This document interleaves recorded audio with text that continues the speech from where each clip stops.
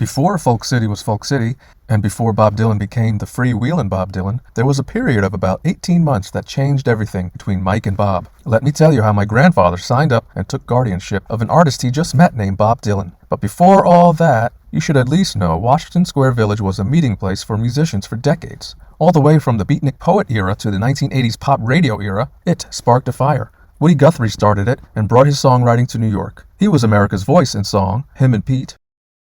It was befallen upon others to keep it going. Woody and Mike Porco never met, but they sure had the same friends. Real friends. Cisco Houston is a major connector in this story. But before all that, Mike Porco came from Italy in 1933, married Grandma in 1937, father of twins and an elder boy working in the top jazz club through the 40s here and here. In 1952, Mike and his cousins bought Gerde's restaurant. They sold sandwiches and Italian food. Gerde's was a dive bar between Broadway and Washington Square. Meanwhile, in Minnesota, Bob Dylan teaches himself guitar to be like Woody, maybe even the next Woody. In 1959, Izzy Young and some random guy just walk in and make a handshake deal with Mike Porco to host acoustic music in a serious manner, cabaret-style presentation, providing an honest salary for a week or longer for good musicians. New York was teeming with talent in 1960.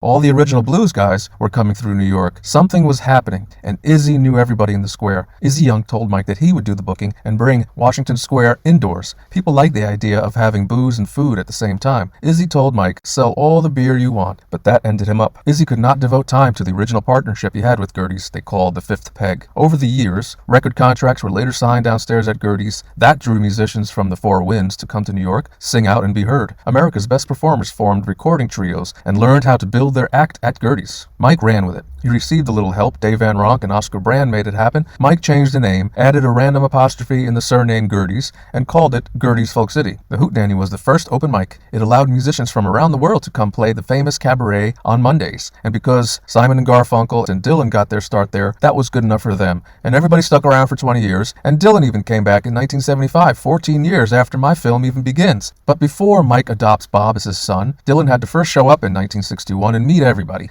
And then, in April 1961, Mike Porco signs on as his legal guardian to get him his union papers and cabaret card. Then, they both hang out for a couple of years at Gerde's with the apostles of the blues and traditional folk players. Dylan observes and adopts all the professionalism of the Carnegie Hall acts. 11 months after moving to New York, Izzy gets Bob Dylan a gig at Carnegie Hall. Then he gets the record deal in 1962, plays Gerde's a couple more times. Then, with a belly full of food and a mind full of ideas, he writes the million-dollar hit songs of Freewheelin'. Many of his songs go super platinum and fill American radio. The AI film Mike and Bob is set entirely between 1961 and 63, New York City, when Mike stood in as Bob's adopted dad. Then, by 1963, the movie's over, and you'll wish Mike and Bob were a never-ending story. The AI film Mike and Bob is set entirely between 1961 and 63, New York City, when Mike Porco stood in as Bob Dylan's adopted dad.